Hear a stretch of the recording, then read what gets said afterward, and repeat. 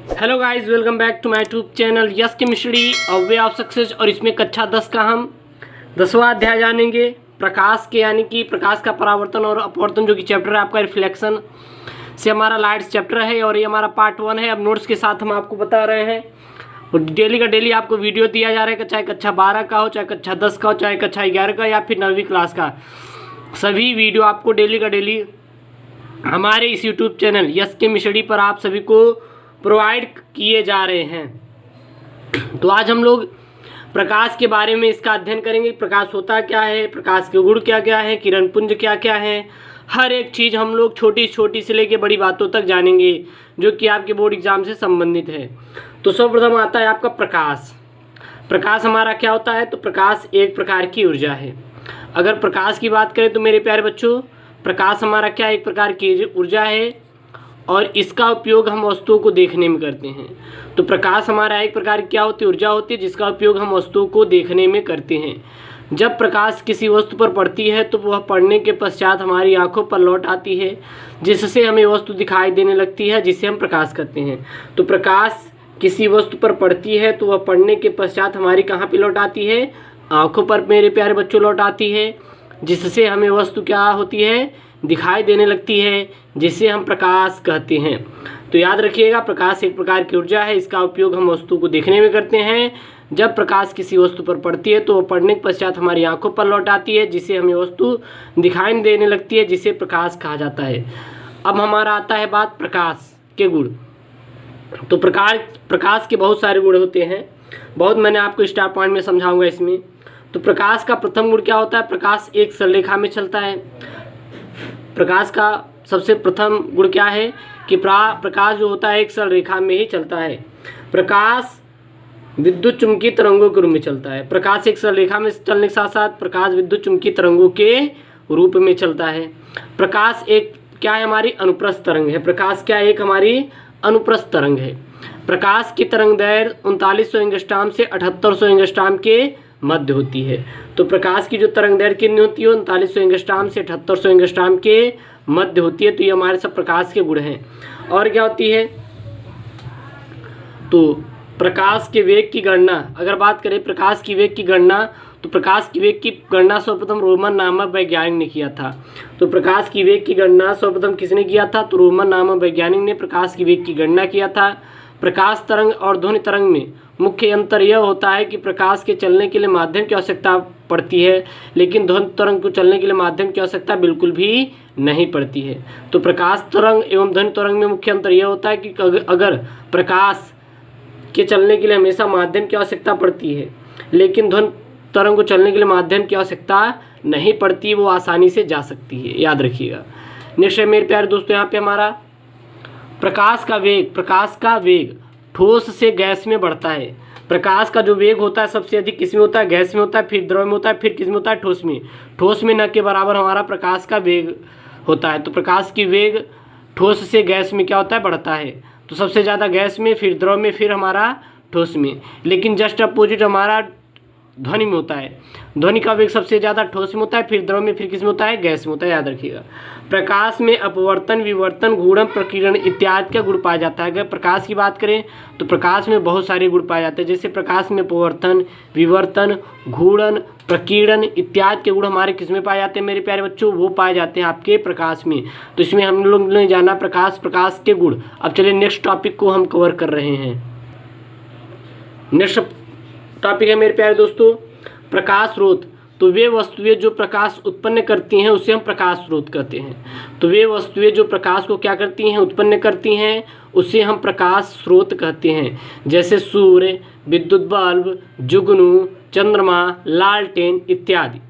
तो प्रकाश स्रोत क्या होता है? वे वस्तुएं जो प्रकाश उत्पन्न करती हैं उसे हम प्रकाश स्रोत कहते हैं। जैसे सूर्य, विद्युत बल्ब, जुगनू, चंद्रमा इत्यादि, लालटेन जितने भी होती है सब हमारी प्रकाश स्रोत होती हैं। प्रकाश स्रोत के प्रकार। प्रकाश स्रोत प्रायः दो प्रकार की होती हैं। प्रकाश स्रोत कितने प्रकार के होते हैं? दो प्रकार के होते हैं। पहला प्रदीप्त वस्तुएं, दूसरा हमारा अप्रदीप्त वस्तुएं। पहला क्या आता है? प्रदीप्त वस्तुएं, दूसरा हमारा अप्रदीप्त वस्तुएं होता है। तो प्रकाश कितने होते हैं? प्रकाश के स्रोत यह दो प्रकार के होते हैं, प्रदीप्त और अप्रदीप्त वस्तुएं। अब हम लोग मेरे प्यारे बच्चों जानेंगे कि प्रदीप्त और अप्रदीप्त वस्तुएं क्या होती हैं। तो देखिएगा, प्रदीप्त वस्तु क्या होती है? वे वस्तुएं जो स्वयं के प्रकाश से प्रकाशित होती है उसे प्रदीप्त वस्तु कहते हैं। प्रदीप्त वस्तु मेरे प्यारे बच्चों किसे कहते हैं? वे वस्तुएं जो स्वयं के प्रकाश से प्रकाशित हों वो प्रायः प्रदीप्त वस्तुओं के अंतर्गत आती है, जैसे सूर्य, विद्युत बल्ब, जुगनू, लालटेन इत्यादि हमारे प्रदीप्त वस्तुओं के अंतर्गत ही आती हैं। दूसरा आता है अप्रदीप्त वस्तुएं। वे वस्तुएं जो दूसरों के प्रकाश से प्रकाशित होती हैं उसे अप्रदीप्त वस्तुएं कहते हैं। तो अप्रदीप्त वस्तुएं वे वस्तुएं जो दूसरों के प्रकाश से प्रकाशित होती हैं उसे अप्रदीप्त वस्तुएं कहते हैं। जैसे क्या क्या है? चंद्रमा है, लकड़ी है, लोहा है इत्यादि हमारा अप्रदीप्त वस्तु मेरे प्यारे बच्चों होती हैं। नोट में एक आ जाता है स्फुरदीप्त वस्तु, क्योंकि प्रदीप्त और अप्रदीप्त और स्फुरदीप्त देख लीजिए। स्फुरदीप्त वस्तु क्या होती है? वे वस्तु जो पहले प्रकाश को अवशोषित करती है फिर प्रकाश का उत्सर्जन करती हैं उसे हम स्फुरदीप्त वस्तु कहते हैं। जैसे चंद्रमा हो गया, आपका रेडियम हो गया, और ये सभी जितने भी मेरे प्यारे बच्चों होती हैं ये सभी हमारी स्फुरदीप्त वस्तु के अंतर्गत आती हैं। तो हम लोग ने प्रकाश स्रोत के प्रकार और स्फुरदीप्त वस्तु के बारे में जाना। चलिए नेक्स्ट टॉपिक हम लोग कवर करते हैं। यहाँ पे मेरे प्यारे दोस्तों प्रकाशिक माध्यम क्या होता है? प्रकाशिक माध्यम, तो प्रकाश जिन माध्यमों से होकर गुजरता है उसे प्रकाशिक माध्यम कहा जाता है। जो प्रकाश होता है जिन माध्यमों से क्या होता है होकर गुजरता है उसे प्रकाशिक माध्यम कहते हैं। तो याद रखिएगा प्रकाशिक माध्यम क्या होता है? प्रकाश जिन जिन माध्यमों से होकर गुजरे उससे हम प्रकाशिक माध्यम कहेंगे। प्रकाशिक माध्यम हमारे मुख्यतः 2 से 3 होते, 2 ही ले लेते हैं लेकिन हम लोग 3 ले रहे हैं। पहला पारदर्शी वस्तु, दूसरा अपारदर्शी वस्तु, तीसरा होता है अर्धपारदर्शी वस्तुएं। तो प्रकाशिक माध्यम कितने प्रकार के? 3। पहला पारदर्शी, दूसरा अपारदर्शी, तीसरा अर्धपारदर्शी। तो प्रकाशिक माध्यम 3 प्रकार के होते, याद रखिएगा। अब हमारा आता है पारदर्शी वस्तुएं। तो पारदर्शी वस्तु क्या होती हैं?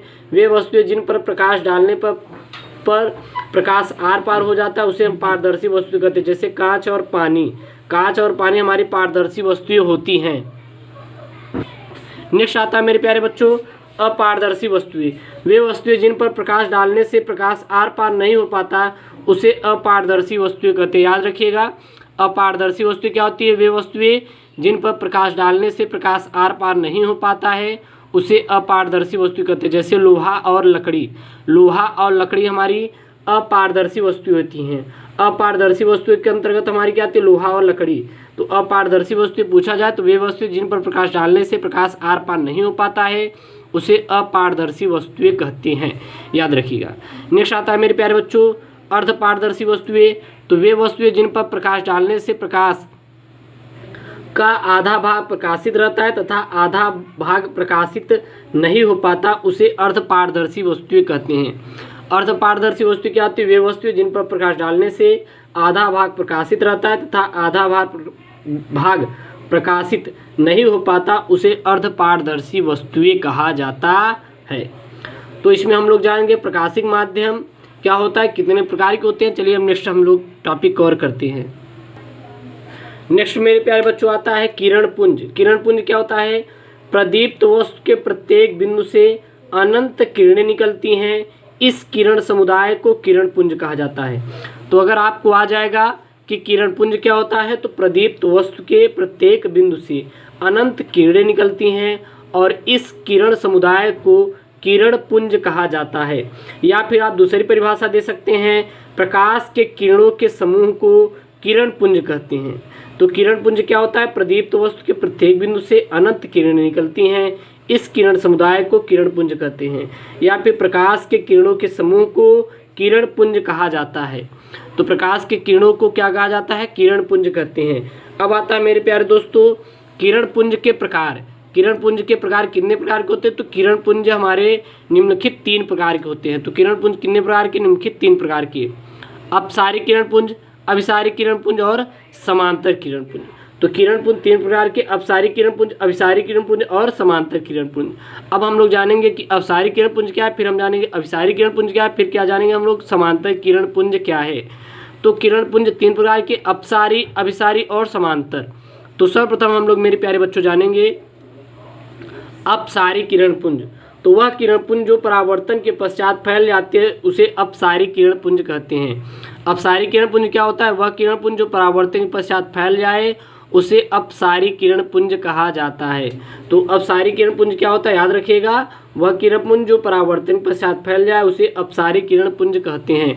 नेक्स्ट आता है मेरे प्यारे बच्चों अभिसारी किरण पुंज। तो वह किरण पुंज जो परावर्तन के पश्चात एक बिंदु पर आकर मिलता है उसे अभिसारी किरण पुंज कहते हैं। अभिसारी किरण पुंज क्या है, वह किरण पुंज जो परावर्तन के पश्चात एक बिंदु पर आकर मिलता है उसे अभिसारी किरण पुंज कहा जाता है। तो अपसारी किरण पुंज वह किरण पुंज जो परावर्तन के पश्चात फैल जाए, जैसे कि टॉर्च देख सकते हैं, यह परावर्तन पश्चात क्या हो जा रहा है, फैल जा रहा है, जिसे हम अपसारी कहते हैं। और अभिसारी क्या कहते हैं, वह किरण पुंज जो परावर्तन पश्चात एक बिंदु पर आकर मिलता है उसे हम अभिसारी किरण पुंज कहते हैं, याद रखिएगा। जैसे कि यहाँ पे मेरे प्यारे बच्चों देख सकते हैं, ये हमारी अभिसारी किरण पुंज होती है। नेक्स्ट जो तीसरा निकल के आता है वो चलता है हमारा मेरे प्यारे बच्चों समांतर किरण पुंज। तो समांतर किरण पुंज क्या होता है, वह किरण पुंज जो परावर्तन के पश्चात एक सरल रेखा से चलता है या फिर एक सरल रेखा में चलता है उसे समांतर किरण पुंज कहते हैं। समांतर किरण पुंज क्या होता है, वह किरण पुंज जो परावर्तन के पश्चात एक सरल रेखा में चलता है उसे समांतर किरण पुंज कहा जाता है। तो समांतर किरण पुंज आएगा तो ये हमेशा एक सरल रेखा में ही चलेगा। परावर्तन पश्चात क्या होता है, एक सरल रेखा में चलता है, जिसे समांतर किरण पुंज कहते हैं। नेक्स्ट आता है मेरे प्यारे बच्चों प्रकाश का परावर्तन। प्रकाश का परावर्तन देखिए यहाँ पे क्या है, ये हमारी क्या है, ये एक हमारी परावर्तक पृष्ठ है। परावर्तक क्या है मेरे प्यारे बच्चों, पृष्ठ है जिसके एक तरफ पाले अथवा लोहे के लाल ऑक्साइड पिंड का कलई किया गया है तथा दूसरा तल परावर्तक तल बन जाता है। ओके, और यहाँ पे देखिए ये आपतित किरण है, ये क्या है, परावर्तित किरण। आने वाली किरण को आपतित किरण और जाने वाली किरण को परावर्तित किरण कहते हैं। और इन दोनों के बीच जो परपेंडिकुलर हमारे क्या है, इसको कहते हैं अभिलंब। तो आपतित किरण और अभिलंब के बीच बने कोण को हम आपतन कोण और अभिलंब तथा परावर्तित किरण के बीच बने कोण को परावर्तन कोण कहते हैं, याद रखिएगा। आपतित किरण और अभिलंब के बीच बने कोण को आपतन कोण, परावर्तित किरण अभिलंब के बीच बने कोण को हम क्या कहते हैं मेरे प्यारे बच्चों, वो कहते हैं आपका हम परावर्तन कोण कहते हैं, याद रखिएगा, ठीक ना। और ये दोनों किरणें जिस बिंदु पर आकर मिलती है उसे हम आपतन बिंदु कहते हैं। तो आपतन बिंदु यहाँ पे आपतन कोण होगा,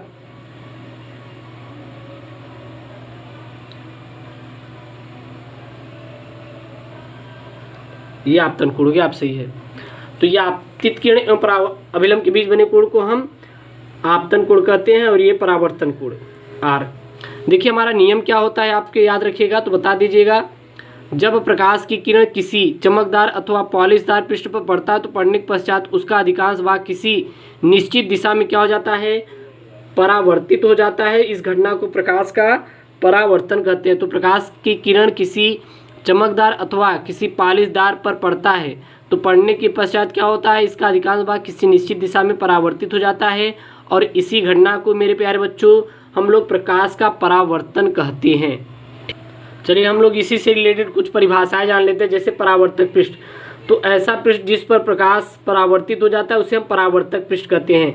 कोई भी पृष्ठ रहे उस पर प्रकाश क्या हो जाए, आए और परावर्तित हो जाए तो उसे हम परावर्तक पृष्ठ कहेंगे। आपतित किरण क्या होती है, वह किरण जो परावर्तक पृष्ठ पर आकर टकराती है उसे हम आपतित किरण कहते हैं।